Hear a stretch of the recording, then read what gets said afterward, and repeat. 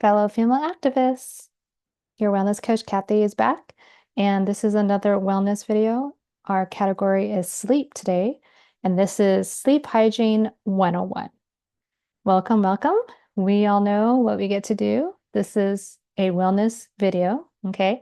So we know that we always start these videos with our positive quotient repetitions or PQ reps, okay? So if you're new, hello, subscribe and like, and we're going to get started. So our positive quotient repetitions is our way to center. It's our way to get back into our bodies, okay? Connect the head with the mind, connect your mind with your body. So if you feel safe, only if you feel safe, close your eyes. And probably you are hopefully in a quiet place where you can be meditative. So I will actually close my eyes. All right. So whether you're sitting, standing, laying down, doesn't matter. Again, if you feel safe, close your eyes. And what I want you to do is, even if you're laying down, you can do this because you can put your feet flat on whatever surface it can reach.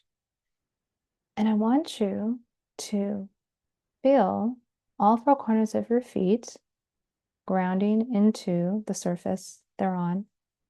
And go ahead, feel those sensations. Lift up your toes, keeping those feet nice and grounded. Spread your toes. We don't do this often enough.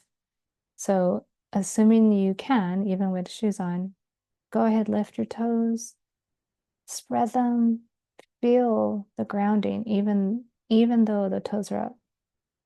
Go ahead, put those toes nice back down and spread. Again, you should feel even more grounded. You should feel that energy pulling up. Really feel yourself. Again, even if you're laying down, you can feel how your spine has elongated as your feet sense what's underneath them. You may, if you are standing, even feel how your body is reacting. Notice how your feet, yes, they're on the ground, on the surface, but they're still trying to measure every different movement. That's taking information into your brain of where you are in space. Appreciate what you can feel. Appreciate how your spine reacted.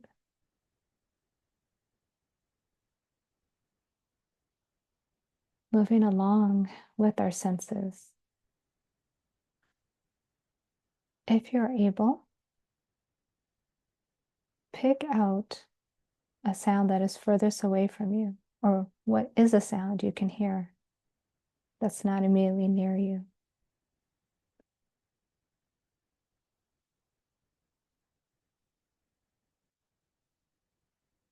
Let that sound reverberate in your mind.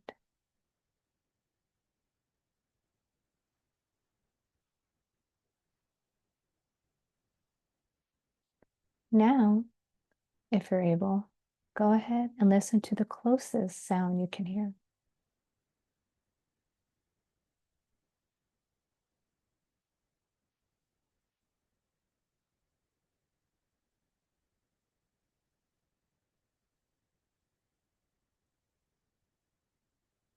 And now, with one of your hands, go ahead and put it on your belly. And this time, we're going to listen with our body. How does your hand react every time you breathe? Without changing your breath, just feel the sensations that are within your hand now.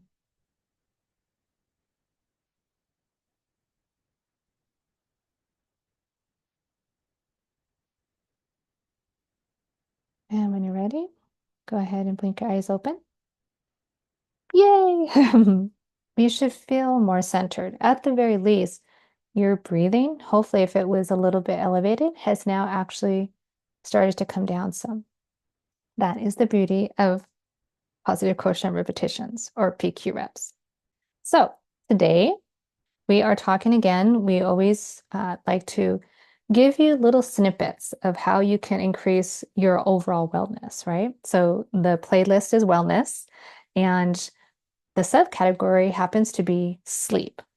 Sleep, unfortunately, is not taken seriously enough. I would probably say only in the last maybe 10 years at the very like latest did people really start to incorporate how much sleep is necessary to keep us sane.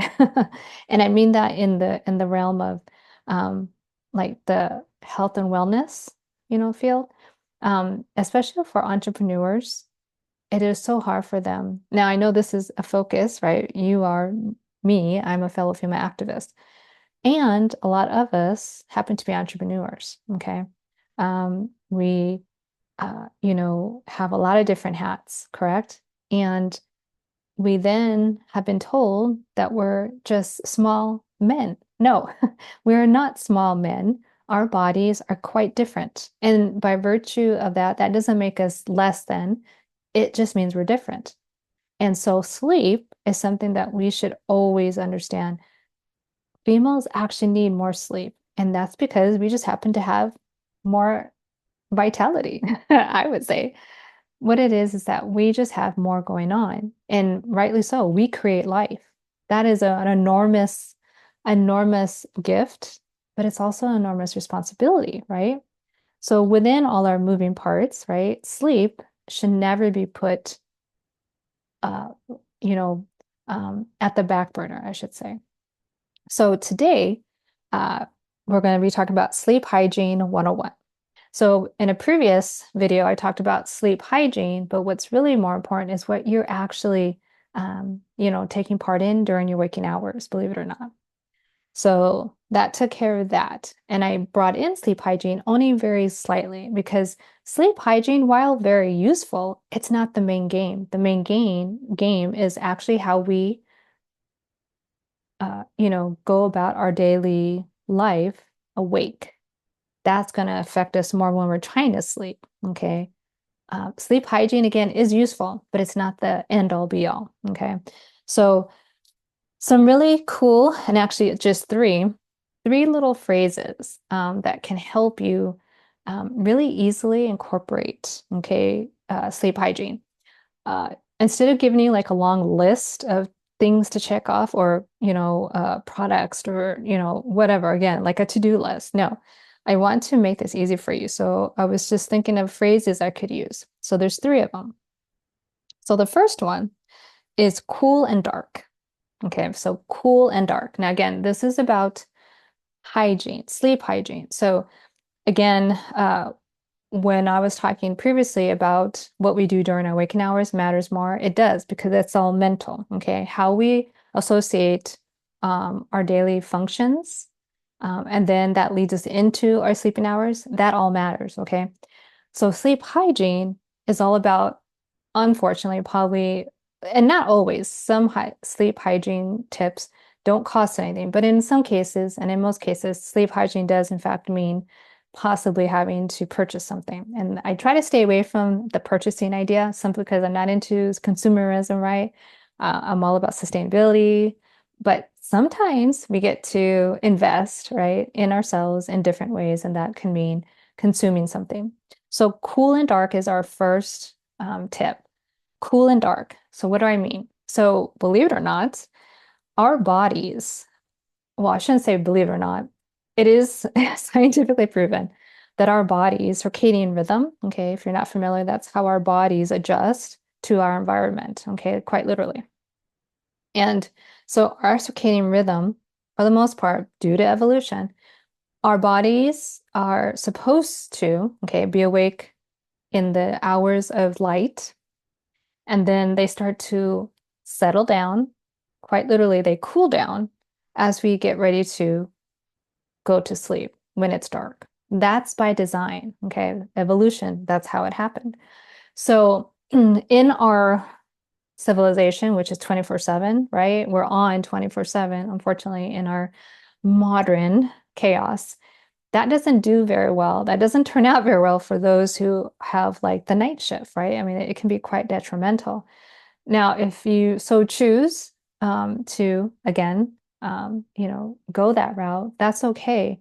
But there are ways to help you, hopefully, when you do decide finally to get to rest, right? That you have to then um, add in, okay, what otherwise is not already there, meaning because nature is not set to your circadian, well, I should say, because your habit of being awake is not in circadian rhythm with the nature around you, then you get to supplement, okay? But this still applies either way. So cool and dark. Our bodies, as I was saying earlier, are actually in relation to dark and light, meaning during the day, sunshine, okay, our bodies are most awake. And then and they're actually warm, quite literally, they get warm. Then as we move into the darker time of the day in our 24 hours, our bodies actually cool down. So cool and dark. Our bodies, when we are ready to go to sleep, actually want to be cool. They want to be not only cool itself, the body, but it wants to be in a cool location. So what that means is ideally, believe it or not, and again, take this for what it is and make it work for you. But cool and dark is the idea. In some instances, the agreed upon really cool temperature to have your thermostat at for your bedroom at least is like between 64 and 67 degrees Fahrenheit. So that's to me, that's like cold. I'm in a very warm environment. I'm in a desert. So for me, that's like winter weather. And that's what our bodies prefer. That lulls us to sleep. The coolness not only is around us, but then it starts to then help our bodies cool down, which then helps us sleep. So cool and dark. The dark part, again, it's evolution. We theoretically, as the species of humans, should be asleep, okay, when it's dark. That's when our bodies want to rejuvenate, okay, and rest. So the dark, what you can do, okay, so when it came to cool, right, you're using more energy sometimes if it's again in a hot climate like mine, and you're cranking up or cranking the AC down to get it colder, right, or to get it cooler. That's going to take, some investment. And you can use fans. In other words, what I'm saying is that to get that coolness, do what you got to do, right? And then the dark. So maybe invest in blackout curtains or window treatments, whatever that might be. The darker it is, the better. It should be so dark, theoretically, that you shouldn't be able to see the hand in front of you. Like your hand can be in front of your face and you theoretically shouldn't see it. That's how dark it can be. Now, people who happen to live in places like Alaska, really high northern locations, i.e., like those in really northern, like China and anyone that's by the Arctic, right? They all know that they have very long days, right, during the summer, and then they have super short days of light, okay, or times of light during those shorter months. So in Alaska, ooh, 6 months of perpetual light and 6 months of perpetual dark. That is crazy. And when they're in the perpetual light, they have always used blackout curtains. Why? Because otherwise they would always have light, right? There's always going to be some type of, it's more like a dusk, I guess, right? Like a twilight. But nonetheless, there is still light. So blackout or as dark as you can get your bedroom, that is definitely the best situation. Again, I understand if some people for safety reasons might have night lights, but at the best, if that nightlight is necessary, then do your best to keep it in a place where it's not going to immediately be in your line of sight. Meaning, when you're trying to fall asleep, that nightlight should not be directly in front of you anyway, where your eyes are going to see it. The glow of the nightlight, should be as low as possible out of your sight. I can understand again when you're trying to get, let's say, unfortunately, not unfortunately, most of us, me included, will get up at least once and just go to the potty, right? At some point, you need to turn on sunlight. So I understand that, right? But believe me, I don't actually turn on the bathroom light. There's other lights, i.e., night lights that are around the bathroom, but I actually don't actually even turn on the bathroom light. Now, again, depending on your safety situation, do what you got to do, but cool and dark. As long as you keep the cool and dark, you're going to be in a better position where your body is going to stay asleep or at least get back to sleep. Your body, again, assuming you have the ability to see, it as soon as your pupils see any type of light, and again, that can be artificial and natural, all of a sudden it thinks, oh, maybe I'm supposed to be up, i.e., it thinks it sees natural light. Cool and dark. That's what we're looking for. Cool and dark when it comes to getting you to sleep and staying asleep. Okay, so cool and dark. And again, sleep hygiene is useful, but I would rather you concentrate on this part, okay? The mental part of how you are spending your waking hours will do a heck of a lot more for you in your sleeping hour than just trying to concentrate on sleep hygiene. Again, useful, sleep hygiene, very useful, and how our nervous system is reacting throughout the day, 10 times more important, okay? So cool and dark, that's your first one, first tip. So for Sleep Hygiene 101, the second tip, okay, is rest and digest. Okay, rest and digest. So let's think about the fact how I talked to you about circadian rhythm, right? That has to do with the light and the dark around us. Rest and digest has to do with your nervous system, okay? Now, this is a little bit different because I'm going to be talking about literally habits, i.e., stuff that or activities that may or may not be useful. Now, I talked about it again in the previous sleep one that said sleep hygiene, but rest and digest. Important in that is that your body is not going to sleep hardly at all if you're trying to digest food you just ate. Your body, okay, prioritizes certain functions over others, i.e., if it's digesting, it's not going to sleep very well because it is, for all intents and purposes, digesting your food. And that process isn't fast. I mean, it's pretty elongated, right, when it comes to time. There's a reason why we would say, okay, wait an hour before you go back to swim. It's not because you're going to drown, but it is because your body was trying to digest all that food. And the more activity you have, the more likelihood you would have cramps. Okay. That then would make you feel, oh my gosh, I might drown. But more importantly, again, the rest and digest. What I'm trying to get at here with sleep hygiene is keep in mind that 3-hour rule. If you can, for the best, for the most part, equate your eating and digestion so that you have at least a good 2.5 up to 3 hours of time before you actually get into bed, right? So you might have a evening routine, okay, or whenever you do eat your supper, right? That then leads you into, again, gaining less light. And then obviously you're not drinking much. And more importantly, you're not eating anything, right? So the rest and digest. So digestion, you really do not want to be eating anything beyond what time you ended dinner or your supper or whatever your last meal would be. And then hopefully getting involved with other stuff, other habits that don't include any type of digestion. That way your body is not trying to digest food as it is then trying to sleep, because the two don't go very well.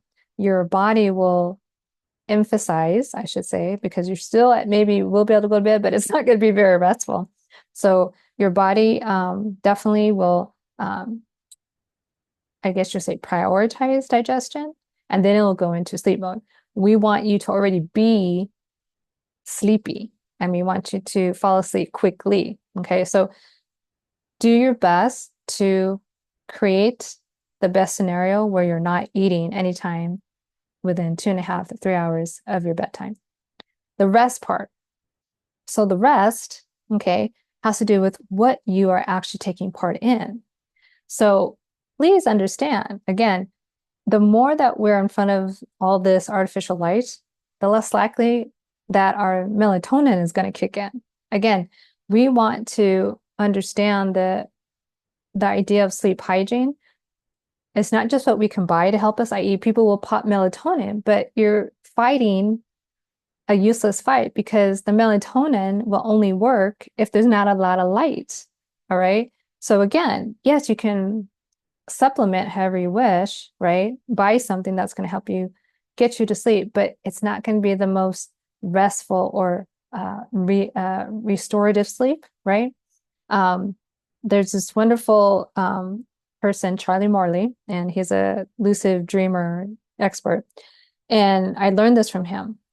There is a difference, okay, and I kind of knew this, but the way he put it is very useful.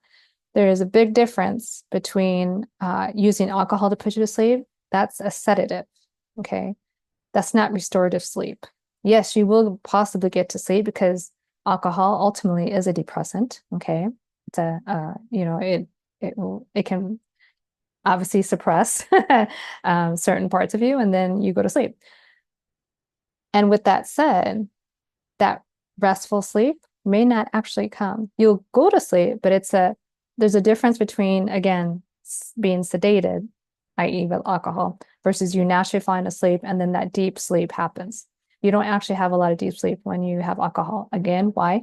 Because the digestion part comes in. Your body will at all costs get rid of alcohol before it's going to let you fall asleep. So you're not going to have a really restful sleep at all. So rest and digest. Whatever you choose as your lull period before you decide to go to sleep, I would suggest anything that does not have to do with the screen, right? So even if you love to read, I would suggest not using your Kindle or your phone. I would say, please opt for a real book of some type, okay? The less technology around you, the better. That also means having your electronics away from you, okay? And the way I see it, the more, so like if you can maybe decide to maybe opt for, if you're going to use your screen for anything, maybe try out a yin yoga, stretching series. At least, yes, you are looking at a computer screen or a phone screen, but at the very least, your body will be put into a state of calm. Okay. So choose how you rest, but make sure that you're at least an hour ahead of your bedtime, that you are moving away from anything that could overstimulate you, right? Versus trying to get you to slow down. You can look at it that way.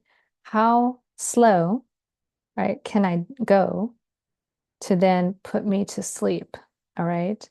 Again, rest and digest. You don't want to be digesting food within an hour or 2 hours of your sleeping time. And you definitely want to choose activities that are going to lull you to sleep. Okay.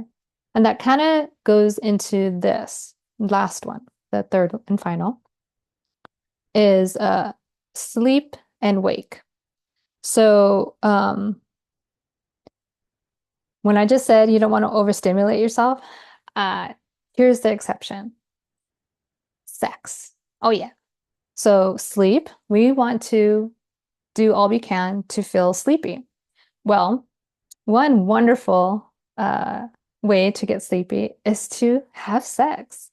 And I don't care how you have sex, as long as it's not hurting anyone. uh, I say this with all respect to our beautiful bodies.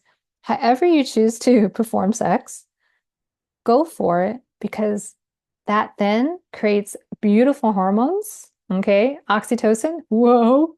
We're talking the best sleep sedative. And I mean that in a good way. What I mean is when you experience sex, right? All kinds of beautiful endorphins are floating through your body.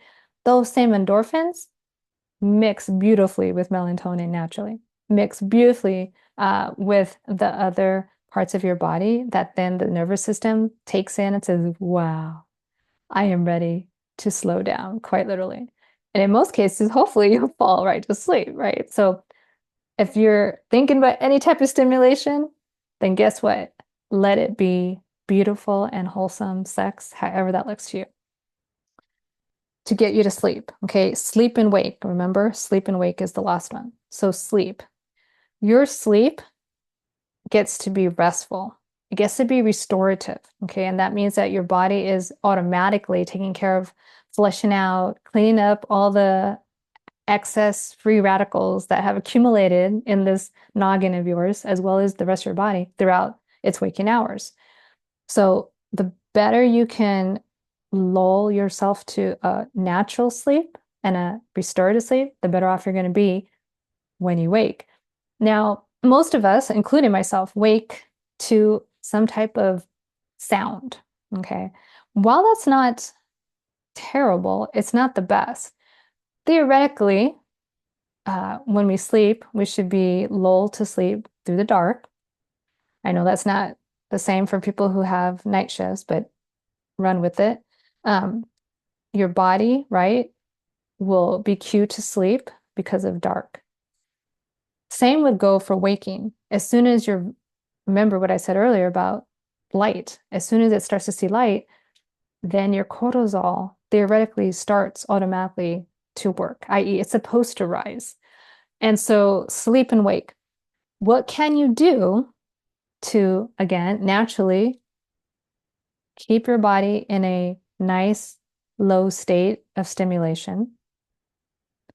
And then when it's time to wake up, how can you gently wake yourself up? Now, with if you use an alarm, could you maybe try, um, at least a sound that's not, gonna take your alarm or like set off, your fight or flight system. Like, can you think of a really natural? They have, alarms that are not on your phone, but that use very natural type of sounds. Those are really neat, and I would suggest that highly. Again, the best way to wake up is to have light coming in. Again, if you have the light, the blackout type of curtains, you're not going to see any light. So again, however you can lull yourself awake without jolting awake, that's preferable. So sleep and wake. How can you lull your sleep response so that it's natural, okay, and you naturally just fall into sleep? And then how can you naturally, okay, as best you can, stimulate your body to wake up? What I'm getting at is simply overstimulation is not good either before trying to fall asleep, and it's certainly not good when you're trying to wake up and not be stressed. If you wake up stressed, you're going to start your day off or your waking hours just stressed the rest of the day. I mean, that's just how it's going to happen. If, however, you're able to bring your cortisol up naturally, okay, with a very light alarm of some type, okay, if necessary. If you can't just rely on waking up, your body has its own, right? It has its circadian rhythm and it has its own wake up time. I happen to have always been an early riser. So between the hours of anywhere between 5 and 6 is when I would normally wake up, regardless, right? These days, I do use an alarm because I like to keep a certain, schedule. All right. And so that means that for the most part, I'm able to keep that schedule, and it doesn't necessarily mean that the alarm is always waking me up. My body has then been accustomed to waking up at a certain time. And so it will either beat the alarm or sometimes, yes, I'll hear the alarm. So I'm not saying that you always want to beat your alarm, but I want you to think of ways, okay, sleep and wake, of waking yourself up gently would probably be the best way to put it, and then putting yourself to sleep as smoothly as possible. Um, Again, sleep hygiene has it that you usually, in some cases, do have to invest some type of resource, right? Invest in a resource of some type. But again, like I said, sex is free for the most part, right? Hopefully. When you wake up, again, you may indulge and use, something that you bought, or you may try to keep the, window open a little and let the sunlight come in naturally, if that's going to be the case. But please understand what I want to end with here is that sleep hygiene 101, very important. And I want you to think more of your nervous system. Again, I can tie in the previous one that talks about, or one of the first ones that talks about what you, right, how you progress during your waking hours is going to have a lot more to do with how you sleep than you think. So your nervous system is so important to keep in regulation. So there you go. 3 ways to help you sleep, okay, in the best way possible. Cool and dark, rest and digest, and then sleep and wake, okay? So with that, take that for what it is, and then let me know what you thought in the comments. And yeah, let me know which of those 3 tips you're going to take with you and see what you're going to do with them. Until next time, I look forward to seeing you. Take care, take charge. God bless.